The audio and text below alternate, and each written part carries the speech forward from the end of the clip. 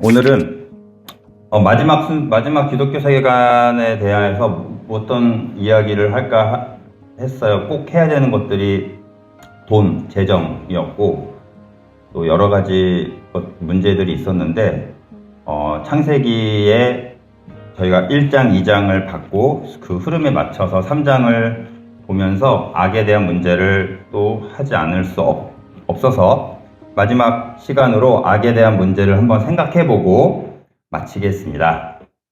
악에 대한 문제는 미리 말씀드리지만 제가 결론을 내드릴 수 없고 많은 신학자들 역시 논쟁을 하고 있는 상황이고 그 논쟁들을 다 정리하자면 굉장히 방대하고 엄청납니다. 그것들을 정리하신 한국의 신학자분도 계시는데 그분이 정리하신 게 총 엄청나게 많은데 어쨌든 그래서 미리 말씀드리지만 그래서 악에 대한 문제 어떻게 하자는 거냐라고 분명히 결론을 제 설교를 들은 후에 내리실 수도 있어요. 그럼에도 한번 생각해 봐야 할 것 같습니다. 자, 우리 지난 시간에 배운 것들 한 번만 정리 짚고 넘어가겠습니다. 하나님이 저희 기독교 세계관에서 세상 배웠고 인간에 대해서 했어요. 요약하자면 하나님이 세상을 만드셨습니다. 사람들이 신으로 여겼던 해와 달, 별들도 역시 하나님의 피조물입니다. 세상은 하나님의 성전 자체입니다. 해와 달이라는 단어를 사용했을 때 해와 달이라는 히브리어 단어를 쓰지 않고 일부러 조명이라는 단어를 썼어요. 발광체라는 단어를 썼습니다. 이거는 성전 건축할 때, 성막 건축할 때 조명을 가리켰던 마오르라는 히브리어 단어를 여기에 사용한 걸로 유추해서 하나님이 세상을 성전으로 생각하시고 계셨구나라는 걸 생각해 볼 수 있습니다. 그래서 세상은 하나님의 성전 그 자체입니다. 그리고 모든 신들이 있는 신전에는 그 신의 신상을 두기가 마련인데 하나님께서는 이 세상을 성전으로 만드시고 자신의 형상을 닮은 인간을 신상처럼 두셨습니다. 그게 저희입니다. 그래서 하나님은 다른 신들과는 다르게 죽어 계시지 않고 말을 하지 못하는 그런 분이 아니라 말씀을 하시는 살아계시는 하나님이십니다. 그렇기 때문에 그 자신의 신상, 형상 역시 살아있는 저희 인간으로 만드신 거죠. 그 이해가 되시죠, 여러분? 기억이 나시죠? 그래서 저희도 하나님처럼 생각할 수 있고 말을 할 수 있고 행동할 수 있습니다. 하나님 역시 그러신 분이고 그래서 많은 이 구약에 보면 돌들한테 말을 하라 그러고 돌들한테 기도하고 돌들이 말을 하더냐라는 이런 말들이 많이 나와요. 돌로 만든 신상이 말을 하더냐, 나무로 만든 신이 말을 하더냐, 다 말을 할 수 없는 신들에게 절을 하고 예배를 드리는데 우리 하나님은 말씀하시고 행동하시고 그다음에 결단하시고 또 슬픔을 느끼시고 기쁨을 느끼시는 살아있는 인격체 하나님이시다라는 본문이 구약에 많이 나오고 있습니다. 여기까지 동의하십니까? 이 세계관 받아들이실 수 있으시겠습니까? 네, 어렵지 않죠. 저는 저희가 받아들일 수 있는 세계관을 가져온 겁니다. 하지만 많은 논쟁이 있는 세계관은 일단은 배제시켰습니다. 저희는 교회 공동체이기 때문에. 자, 그리고 나서 그러면 세상은 하나님께서 다스리신다는 거 인정하시죠? 그럼 어떻게 다스리실까요? 한번 넘겨볼까요? 자, 하나님이 세상을 다스리는 방식, 이거는 제가 세상을 할 때 했었어야 했는데 한번 짚고 넘어가겠습니다. 자, 첫 번째, 하나님께서 세상을 만드신 후에 세상과 떨어져서 관여하지 않으신다. 동의하십니까? 동의하시는 분? 왜냐면 세상을 만들어 놓으시고요. 세상은 알아서 돌아가요. 왜냐면 자연 법칙으로 돌아가요. 행성, 하나님이 다 관여하시는 게 아니라 알아서 중력에 의해, 궤도에 의해 돌아갑니다. 자연, 하나님이 물 주시는 게 아니라 알아서 피어나고 죽고 다 돌아갑니다. 자, 하나님은 세상을 만드신 후에 알아서 보니까 물리 법칙에 의하여 수학적인 계산에 의하여 우주가 저절로 돌아가더라. 그래서 하나님은 멀리서 떨어져 보고 계신다. 이거에 동의하십니까? 누가 이런 주장을 많이 했을까요? 과학자들입니다. 과학자들. 17세기, 18세기의 과학자들이. 그래서 이거를 뭐라고 얘기하냐면 이신론이라고 합니다. 이신론. 저희는 이런 믿음이 아닙니다. 그쵸? 또 하나, 하나님은, 자, 그럼 반대로 하나님은 자신이 창조한 모든 것들에 다 깃들어져 있어요. 나무에도 하나님이 들어가 있고, 돌에도 하나님이 들어가 있어요. 그래서 나무 자체가 하나님이에요. 자연 자체가 하나님이에요. 온 세상에 하나님이 안 계신 곳이 없어요. 임재가 충만합니다. 이신론과는 반대죠. 동의하십니까? 이거를 뭐라고 하냐면 범신론이라고 합니다. 자, 이렇게 주장. 그래서 자연이 곧 하나님이 될 수가 있어요. 나무에 하나님이 있기 때문에 잘 다뤄야 돼요. 이 자연 계시 자체가 하나님의 말씀일 수 있어요. 꽃이 피고 꽃이 지고 모든 자연 현상이 하나님의 계시라고 받아들이는 거예요. 와, 이건 무슨 말씀하시는 거예요? 하나님 말씀하시는 것 같아요. 자, 이거를 우리가 이거를 좀 잘 생각해야 되는데, 이신론도 어느 정도 자연적으로 세상이 돌아가는 것도 어느 정도 맞고요. 그 다음에 모든 자연 계시에 하나님이 들어가 있는 것도 맞는데 너무 극단적으로 가 있어요. 저희는 하나님이 세상을 만드셨고 관여합니다. 그리고 다스리시고, 하지만 그렇다고 해서 자연이 하나님은 아닙니다. 피조물은 피조물일 뿐. 하나님은 하나님. 창조주는 창조주, 피조물은 피조물일 뿐. 그 자체가 하나님은 아니라는 거예요. 이게 되게 균형을 잘 잡아야 돼요. 그래서 다음 있나요? 자, 이게 뭐냐면 저희 아이들이 갖고 놀던 건 아니에요. 하지만 저희 아이들도 요런 기차 장난감을 갖고 놀았어요. 다율이, 다온이 다. 자, 기찻길을 연결을 합니다. 그리고 기차가 잘 갈 수 있게끔 올려놓고 지켜봐요. 근데 기차가 가다 걸려요. 넘어져요. 그럼 어떡합니까? 아이들은 다시 장난감을 올려놓습니다. 관여를 하죠. 그리고 기찻길을 수정도 하기도 합니다. 그리고 좀 기찻길이 안 맞는 것들은 또 다른 기찻길을 또 가져다가 조립을 합니다. 자, 아이들은 이렇게 만들어 놓고 지켜만 보는 것이 아니라 관여합니다. 그쵸? 잘 돌아갈 수 있게끔. 제가 믿는 하나님이 세상을 다스리는 방식은 이런 방식입니다. 아이들이 이렇게 잘 설정해놓고 세팅해놓고 그 다음에 돌아갈 수 있게끔, 걸리는 것들 쓰러져 있다면 세워주고, 그 다음에 장애물이 있다면 치워주고. 저는 하나님이 이렇게 세상을 관여한다라고 믿습니다. 제 믿음입니다. 여러분도 동의하십니까? 저희 삶에 관여하십니다. 저희를 이끄시고 만드셔놓고 나서 지켜보시는 것이 아니라 그냥 직접 개입하시고 관여하십니다. 잘 돌아갈 수 있게끔. 그래서 하나님은 선하신 분이기 때문에 선하게 세상을 만들었고 선하게 돌아갈 수 있도록 관여하시고 다스리십니다. 여기까지. 그러면 여기서부터 오늘의 주제에 관련된 질문이 떠오릅니다. 그렇다면 왜 세상에 악이 들어오는 것은 허용하시는가? 이런 질문이 떠오르게 되는 거예요. 왜 선한 세상에 악이 들어오고 활동하는 것을 허용하시는가? 이런 질문이 풀리지 않는 질문이 나타나게 되는 거죠. 하나님께서 세상을 창조하셨어요. 그리고 오늘 정말 아름답게 창조하셨어요. 보시기에 좋았다라고 창조하셨어요. 그리고 나서 오늘 3장 이야기가 나오는데, 하나님께서 지으신 들짐승 중에 가장 간교하다는 이 뜻은 여기서 나쁜 의미로 썼지만 사실은 지혜롭다는 뜻이에요. 지혜롭다는 뜻에 더 가까워요. 그래서 뱀은 지혜로운 동물이었습니다. 굉장히 근데 이 지혜를 이용하여 자신이 사용을 하는 거죠. 이 뱀이 인간에게 접근하고 그다음에 하나님의 말씀을 어기도록 유혹합니다. 왜 하나님이 이 뱀이 인간에게 접근하는 것을 허용하셨을까? 이거예요.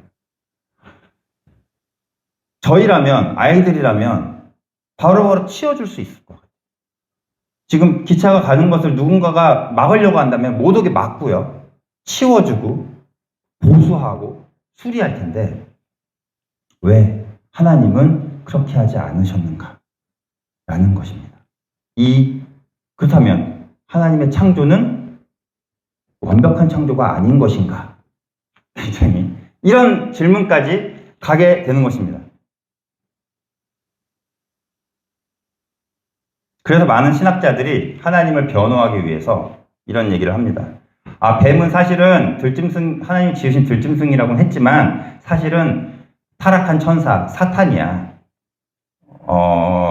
그리고 하나님으로부터 온 존재가 아니야. 하나님으로부터 온 존재가 아니야. 하나님 만든 피조물이 아니야. 사실은 천상계에 있는 타락한 사탄이었어.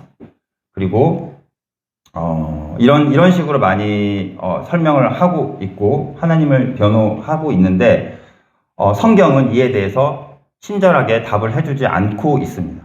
미스터리로 남겨져 있어요. 그래서 분명 창조세계 안에 이 뱀이 존재하고 있는 것으로 나오고 있습니다. 하나님이 세상을 만드시고 다스리신다면 어떻게 악이 존재하고 그 악이 활동하는데 하나님은 가만히 계시는가 하는 질문을 하게 되는 것이 당연한 거죠. 우리만 하는 게 아니라 저만 하는 게 아니라 성경에 있는 저자들 역시 예레미야, 하박국, 그다음에 욥, 많은 시편 기자들, 많은 하나님의 사람들이 이 질문을 해오고 있고 중세시대, 초대교회, 중세시대, 그다음에 현대시대까지 이르러서 이 질문은 계속해서 이어지고 있습니다. 이게 바로 악에 대한 문제, 악의 문제입니다. 아합과 나봇 이야기 아시죠, 여러분? 구약시대, 우리 이제 다윗이 다음 주에 성경 브리핑 할 텐데요, 청년이. 아합 왕을 하겠죠? 미리 얘기해보면, 아합 왕은 구약, 이스라엘의 왕들 중에 가장 악하다고, 정말 성경 엘리야의 말에 의하면 너는 어떻게 그렇게 악한 일만 생각하느냐라고 말할 정도로 아합은 악한 왕입니다. 이 아합 왕이 옆에 왕궁과 가까이 있는 나봇이라는 사람의 포도원이 너무 갖고 싶었어요. 저기다가 채소를 지으면 좀 좋겠다. 채소는 구약에서 이집트의 상징입니다. 이집트에선 채소, 그다음에 그런 것들이. 근데 이스라엘의 상징은 포도예요. 저기다 채소를 지으면 참 좋겠는데. 그래서 뺏지 않았어요, 강제로. 아합은 얘기했습니다. 그거 나한테 팔아라. 내가 비싼 값을 쳐줄게. 부족하다 하면 더 줄게. 팔아. 아니면 네가 정말 포도원을 바꾸고 싶다면 내가 다른 포도원으로 또 구해다 줄게.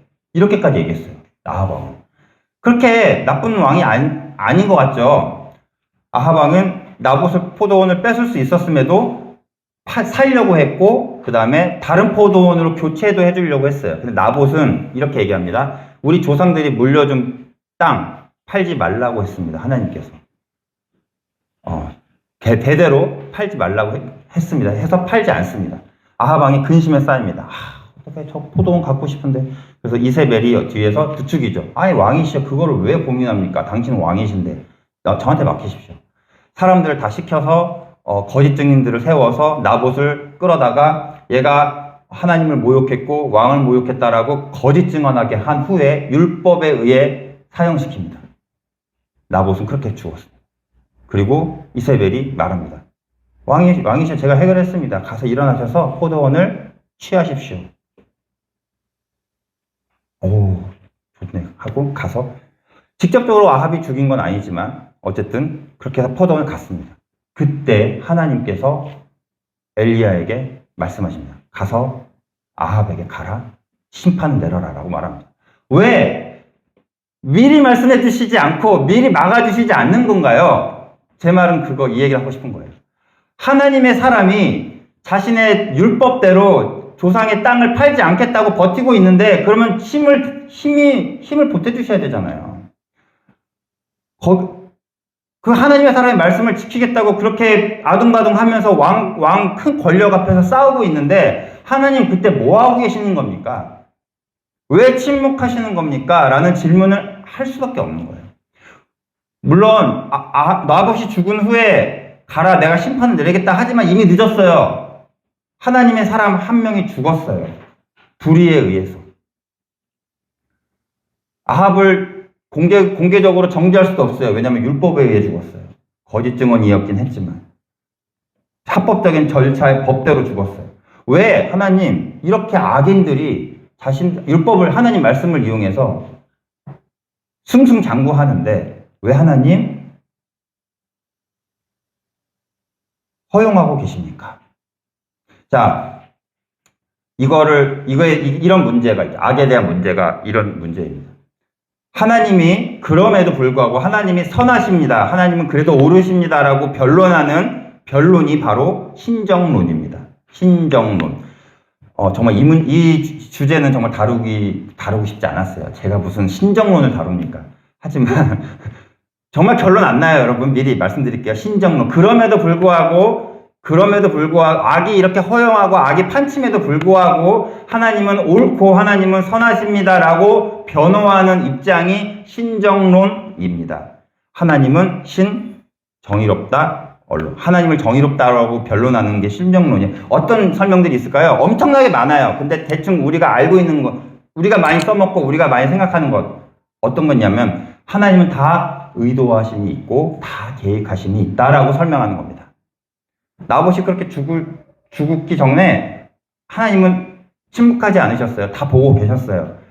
하지만 죽게 내버려둔 건 계획하심이 있어. 의도하심이 있어. 라고 설명하는 것입니다. 그러면 이 성경에도 많은 구절들이 지지를 해요. 이렇게 설명하는 게 또 쉬워요.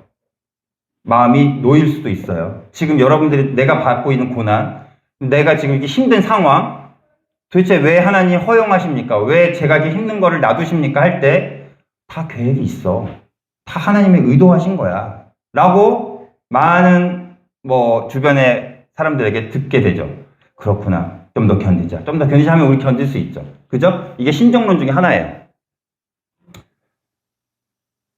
그러면 쓰나미가 인도네시아를 덮었을 때, 또 IT에서 지진이 일어났을 때 이런 식으로 설명을 하기도 합니다. 하나님 다 의도하심이 있어. 계획하심이 있어. 라고 쉽게 가는 거죠. 여러분 어떻게 생각하세요? 교회가 많이 사용했던 방식입니다. 또 하나, 대표적인 거 또 하나 뭐냐면 하나님께서 우리를 단련시키시기 위해서, 우리가 아직 불완전한데 하나님을 우리를 완전하게 만드시기 위해서 우리를 단련하시는 거야 라고, 그래서 약간의 고난과 악을 허용하시는 거야 라고 말하는 신정론의 주장 중에 하나도 있습니다. 여러분 우리도 많이 사용하죠. 그렇죠? 네. 욥의 이야기도 그렇고요. 욥이 어떻게 됐습니까? 사탄이 하나님과 딜을 하죠. 제가 한번 해보겠습니다. 한번 해봐. 허용하시는 것들이 나와요. 그리고 이건 욥의 친구가 한 말이지만, 나를 단련하신 후에 내가 정금같이 나아가겠다. 이런 말도 있고요. 나치의 유대인 학살, 홀로코스트는 어떻게 설명합니까? 이것도 하나님의 단련하심입니까? 하나님의 우리를 가르치시기 위해 나치의 악을 허용하신 겁니까? 설명이, 신정론의 설명들은 하나같이 하나님을 주권을 강조를 하지만 이것을 다 적용하기에는 의문점이 남습니다. 그리고 이렇게 주장하는 걸 보고 무신론자들은 교회를 비판합니다. 배에서 많은 학생들이 떠내려가고 있어요. 하나님 뭐 하시고 계십니까? 왜 저 아이들을 구해주지 않으십니까? 교회에서는 다 의도하심이 있어. 다 뜻하심이 있어. 그 말 듣고 교회를 떠난 사람들 되게 많아요. 그 말로 인해서 하나님이 우리를 가르치시기 위해 이걸 허용하신다고? 말도 안 돼. 이 교회의 대답이 말도 안 되는 것 같아서 떠나신 크리스찬들 많습니다. 그리고 세월호 유가족들 중에서도 크리스찬 많은데 지금도 교회 기도 모임 하고 있고 예배 모임 하고 있습니다. 그 유가족들도. 이 신정론과 함께 싸우고 있는 거예요, 계속. 왜 허용하셨습니까, 하나님? 왜 이걸 허용하셨습니까?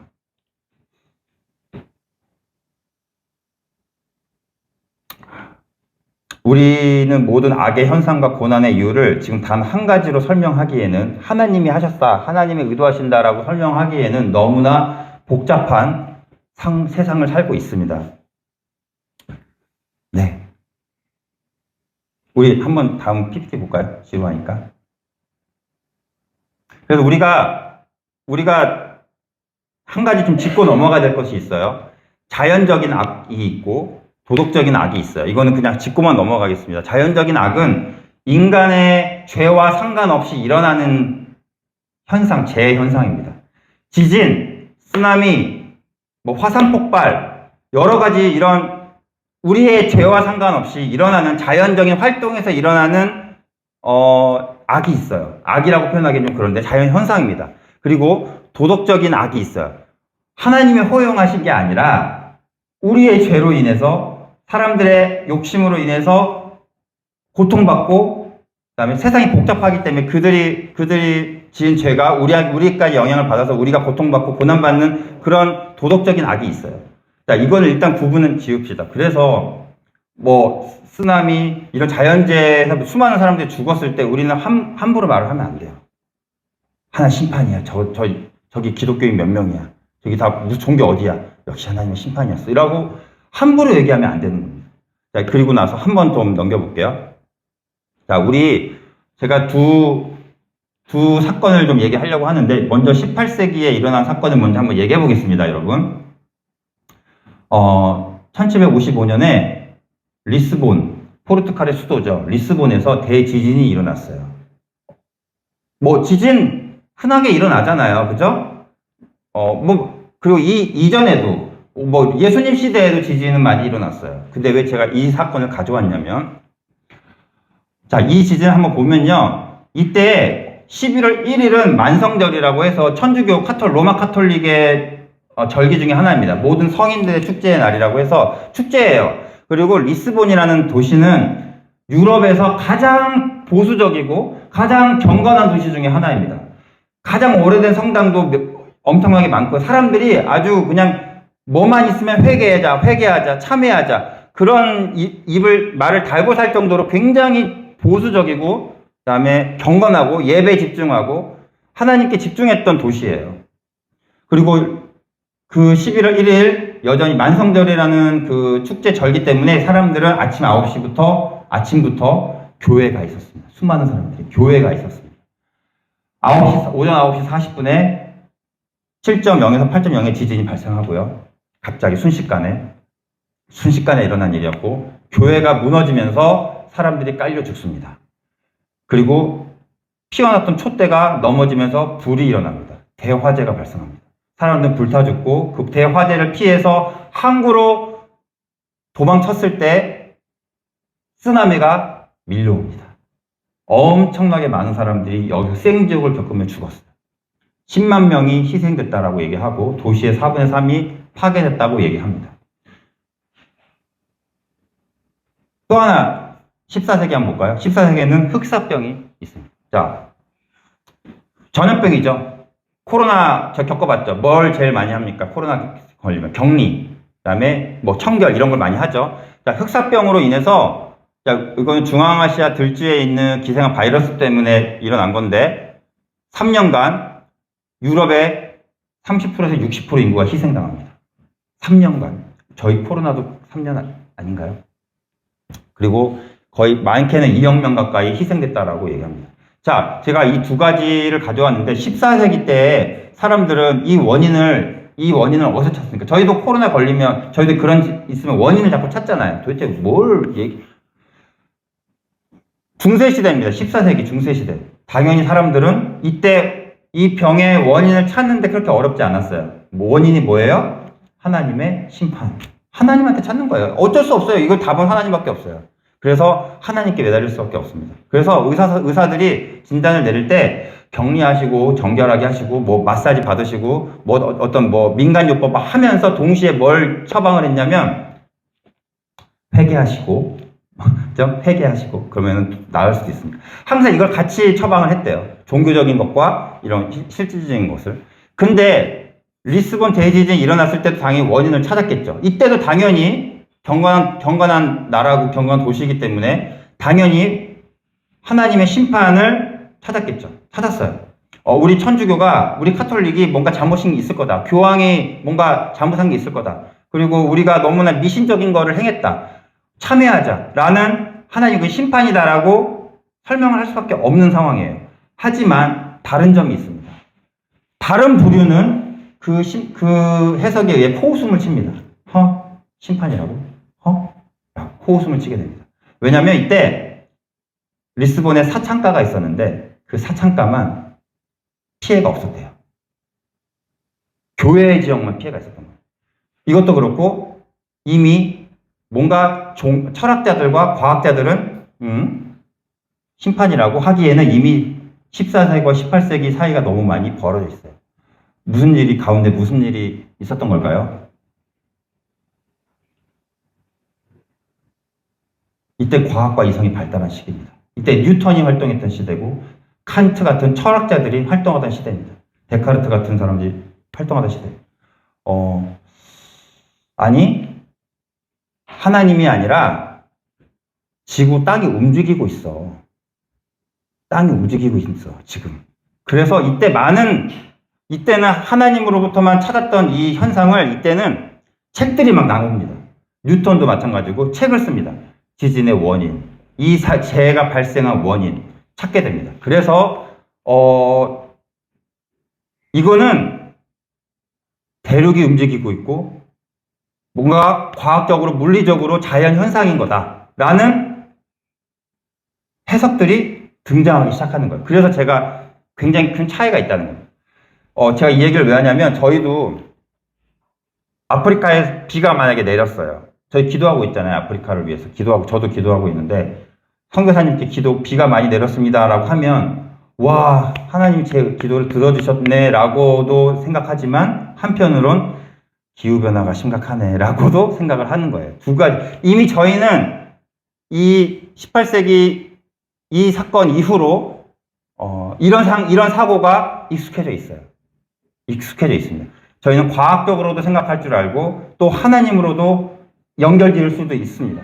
저희 이렇게 복잡한 상황 속에 살고 있는 거예요. 그렇기 때문에 저희가 어떤 악에 대한 현상을 보고 어떤 피해를 보고 하나님으로 자꾸 가기에는 그렇게 단순한 세상이 아니라는 겁니다.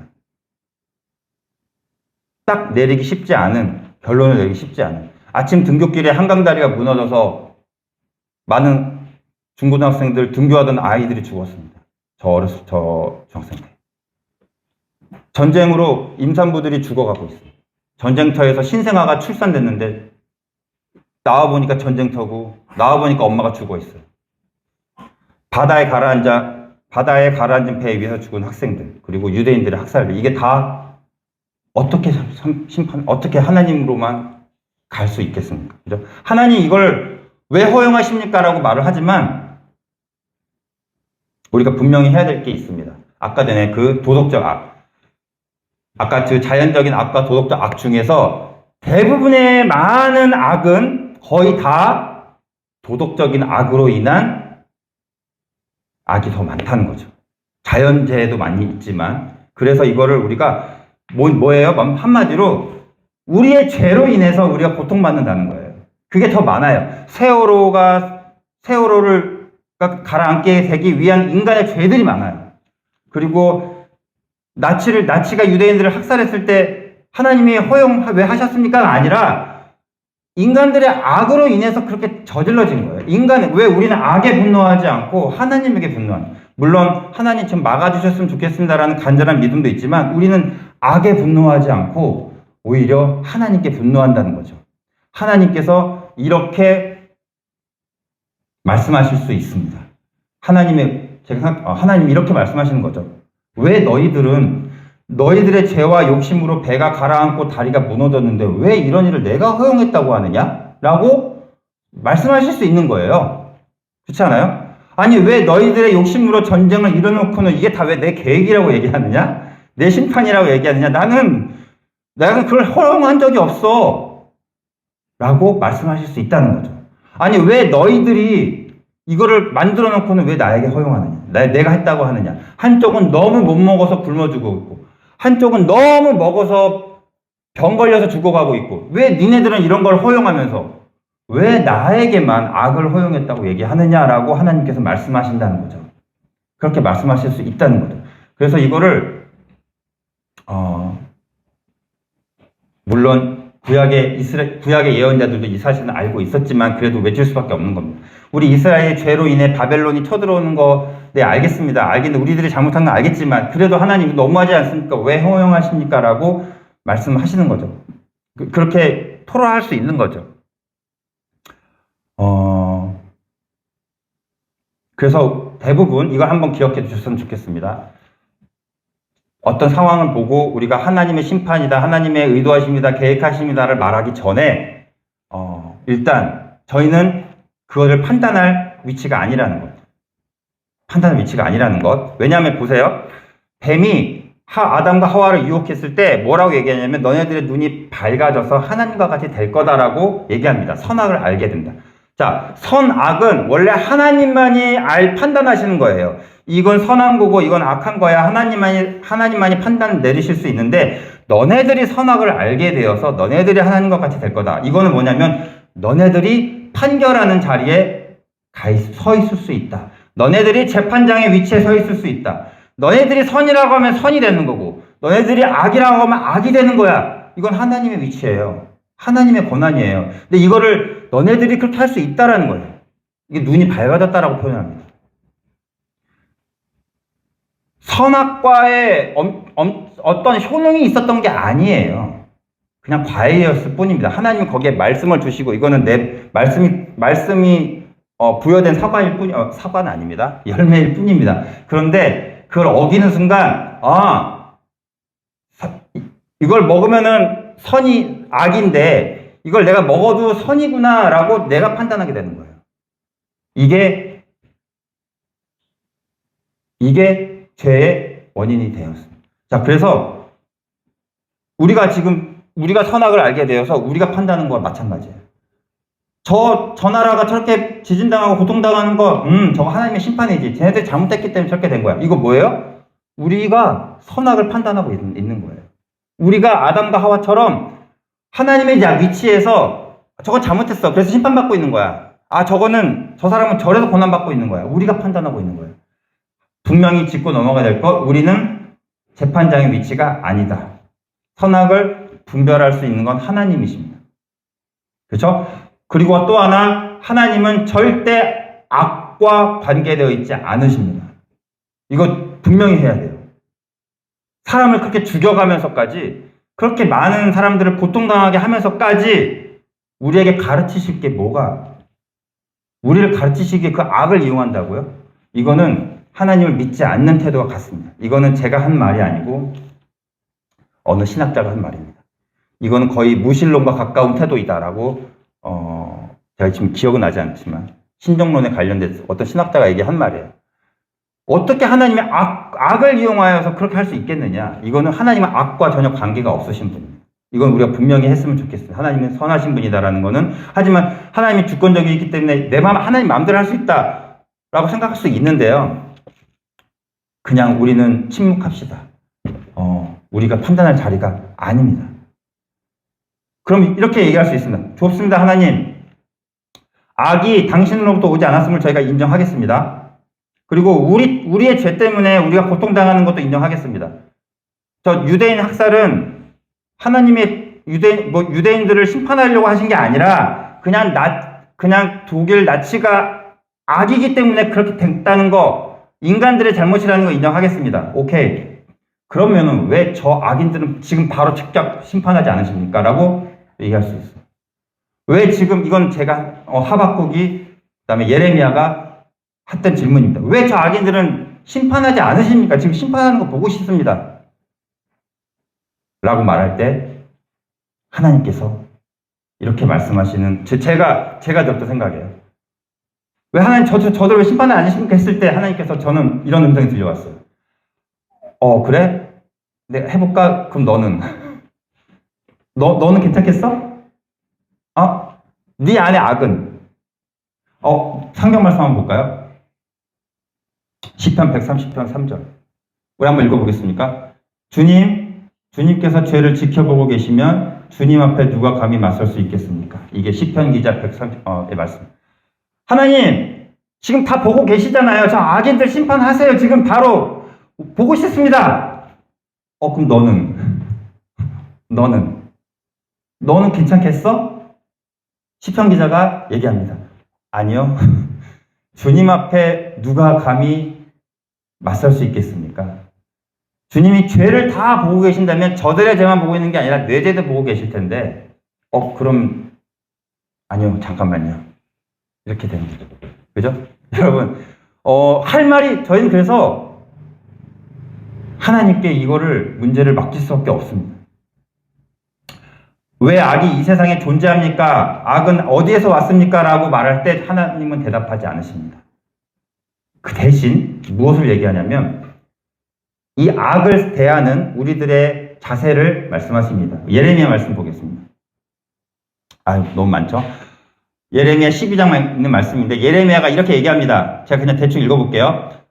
하나님 언제나 주님이 옳으십니다. 주님은 공정하십니다. 한번 물어보겠습니다. 왜 악인들은 형통하고 배신자들이 모두 잘되기만 합니까? 원인을 하나님께서 찾아요. 주님이 그들을 나무 심듯이 딱 심으시고 뿌리를 딱 자라게 하셨기 때문에 그들은 너무 튼튼하고 흔들리지가 않아요. 그 악인들은 다 하나님 때문에 그런 거 아닙니까? 하나님이 그들을 잘되게 하신 거 아닙니까? 그리고 따집니다. 언제까지 이렇게 고통받아야 합니까? 저 밑에 사람들은 자기들이 무슨 일을 하든지 하나님께서 내려다보시지 않는다고 말하고 있습니다. 이게 우리들의 질문입니다. 예레미야가 했습니다. 주님의 대답 볼까요? 네가 사람과 달리기를, 우리 같이 읽어보겠습니다. 시작. 네가 사람과 달리기를 해도 피곤하면 어떻게 말과 달리기를 하겠느냐? 네가 조용한 땅에서만 안전하게 살 수 있다면 요단강의 창이란 물속에서는 어찌하겠느냐? 우리가 악을 대하는 우리들의 태도에 대해서만 얘기합니다. 네가 이 정도에 벌써 지치면 어떻게 해? 더 큰 악은 어떻게 할 거야? 싸워야 돼. 그래서 우리는 악과 열심히 싸우라고만 말씀하시는 거예요. 악의 출처에 대해서는 말씀하지 않으세요. 왜 이것들이 이렇게 허용됐고 이렇게 활동하고 있는지에 대해서는 말씀하지 않아요. 아까 말씀드렸죠. 거의 대부분 저희들의 죄 때문에 온 것들입니다. 저희들의 과오 때문에 온 것들입니다. 하지만 그래도 악인들이 너무 잘 되는 게 있잖아요. 왜 저들은 심판하지 않으시고 왜 저렇게 하나님 분명히 보실 텐데 왜 가만히 내버려 두시는 겁니까? 할 때 하나님은 설명하지 않으십니다. 다만 저 악과 싸우라고 말씀하시고 대항하라고 말씀하십니다. 속 시원하지 않으시죠? 네, 신정론이 그렇습니다. 성경에서 속 시원하게 이건 이렇다라고 말하지 않기 때문에 그래요. 딱 한 부분, 마태복음 가라지와 알곡 비유가 있어요. 13장에 나오는데 거기서 좀 단서를 찾을 수 있을까요? 제가 한번 말해보겠습니다. 예수님이 비유하십니다. 씨 뿌리는 자 비유하시고 그다음에 알곡과 가라지의 비유를 하세요. 주인이 좋은 씨를 다 밭에다 뿌렸어요. 비유예요. 근데 사람들이 다 자고 있던 사이에 나쁜 사람들이 와가지고 가라지를 뿌려놨어요. 그리고 나서는 딱 보니까 알곡과 가라지가 같이 자라고 있는 거예요. 이게 비유입니다. 사람들이 묻습니다. 아니, 주인님, 당신 분명히 좋은 씨앗만 뿌리지 않았습니까? 좋은 밭에 왜 가라지는 어디서 난 것입니까? 라고 주인 탓을 합니다.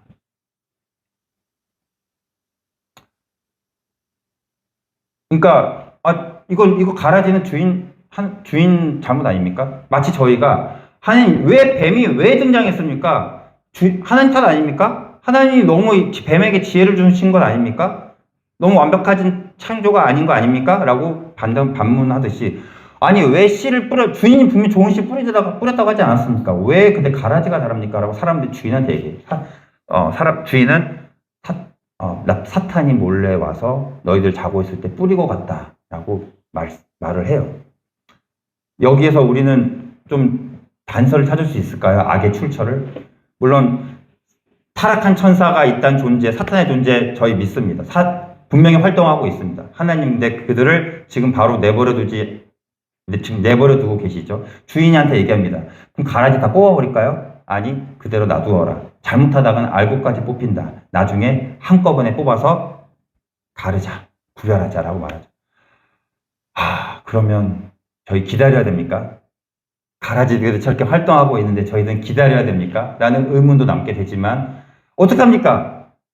저희는 가라지가 되지 않기 위해 싸울 뿐인 거죠. 하나님이 저에게 요구하는 것은 이런 거인 것 같습니다. 힘들어지고 있기 때문에 말씀을 마치겠습니다. 우리 C.S. 루이스의 글을 한 편만 읽고 마치겠습니다. 자, 신학생이라면 반드시 읽어야 될 책, 순전한 기독교. 신학생이 아니다 하더라도 하나님에 대해서 진지하게 알고 싶은 사람이 있다면 반드시 읽어야 될 책, C.S. 루이스의 순전한 기독교인데 여기에 나와 있는 내용입니다. 함께 우리 딱 읽어볼까요? 시작. 선을 행하기 위하여 치열한 노력을 기울여 보기 전까지는 자기가 얼마나 약한 인간인지 깨닫지 못한 법입니다. 유혹에 맞서 싸워본 사람만이 얼마나 유혹의 힘이 얼마나 강력한지 압니다. 바람이 얼마나 세찬지 알려면 누워있을 것이 아니라 바람을 거슬러 걸어가 봐야 합니다. 고작 5분 만에 유혹에 넘어가는 사람은 그 유혹이 1시간 뒤에 어떻게 변할는지 알 수 없습니다. 바로 그렇기 때문에 악한 사람들은 어떤 의미에서 악에 대해 거의 알지 못하는 것입니다. 그들은 늘 악에 굴복하여 그 그늘 아래 삽니다. 그러나 악한 충동과 싸우기 전까지는 결코 그 힘을 알 수 없습니다. 그리스도는 유혹에 무릎 꿇지 않는 유일한 인간이며 따라서 유혹을 완전히 파악하고 있는 유일한 인간, 유일하게 완벽한 현실주의자입니다. 이 글이 어느 조금이라도 실마리가 될지는 모르겠습니다. 그래서 이 C.S. 루이스의 말은 지금 악인들은요, 악에 빨리 굴복한 사람들이에요. 그래서 우리가 이 악과 싸울 수 있는 힘이 있는데 그 힘을 발휘해보지도 못하고 바로 네! 하고 충성을 맹세한 사람들이에요, 악에게. 우린 싸울 수 있어요. 그러면 우리가 얼마나 강한 사람이고 우리가 얼마나 하나님이 우리와 함께 한다는 것을 알 수 있는 그런 존재입니다. 우리가 우리의 힘을 써보지도 않고 바로 굴복한다는 것은 우리의 힘이 얼마나 강한지 모른다는 거죠. 바람이 얼마나 세찬지 알려면 거기서 버티고 있어야 되는 거예요. 바람이 온다고 방에 있으면 바람이 얼마나 센지 강도를 몰라요. 얼마나 센지를 알고 싶으면 가서 서 있어 봐야 돼요. 5분, 10분, 15분. 와, 세구나. 그런 이야기입니다. 저희가 악에 대해서 싸우라고 말씀을 하십니다. 그리고 그리스도 예수께서 사탄의 광야에서 사탄의 시험을 받으신 그분께서 싸워 이기십니다. 물어봅니다. 하나님, 왜 이 사탄들이 자꾸 저한테 오죠? 왜 이거 냅두세요? 라고 말하지 않으십니다. 예수님께서. 그냥 싸우십니다. 말씀으로. 그리고 물론 물리치십니다. 내가 악을 이길 수 있구나, 악을 이길 수 있는 존재구나 깨닫고 사역을 시작하십니다. 저희가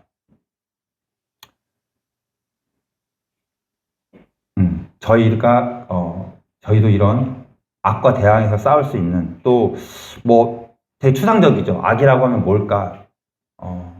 우리 회사의 부조리에 대해서 내가 싸워야 되나? 악이 뭘까?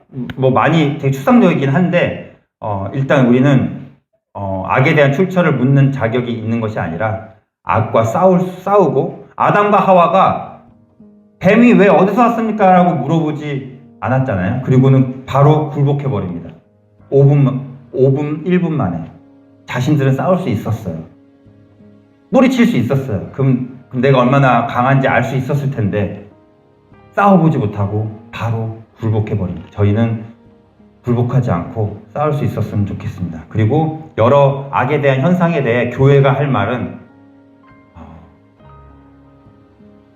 잠잠히 하나님을 바라보는 것밖에 없는 것 같습니다. 하박국이 2장에서 엄청나게 많은 얘기를 합니다. 그리고 왜 이렇습니까? 왜 이렇습니까? 할 때 하나님께서 엄청나게 말씀을 막 하시다가 맨 마지막 한 줄, 내가 여호와가 성전에 계시니 너희는 잠잠할지니라 라고 말씀하십니다. 그냥 하나님이 계시는 것을 잠잠히, 굉장히 무기력한 결론인가요? 네. 악에 대한 문제, 그래서 여러분과 함께 토론을 했으면 좋겠습니다. 자, 저만 말하는 게 아니라 여러분들의 생각과 토론 시간을 이후에 가졌으면 좋겠습니다. 기독교 세계관은 모든 시간을 마치고 저는 다음 조금 쉬운 설교로 돌아오겠습니다. 기도하겠습니다.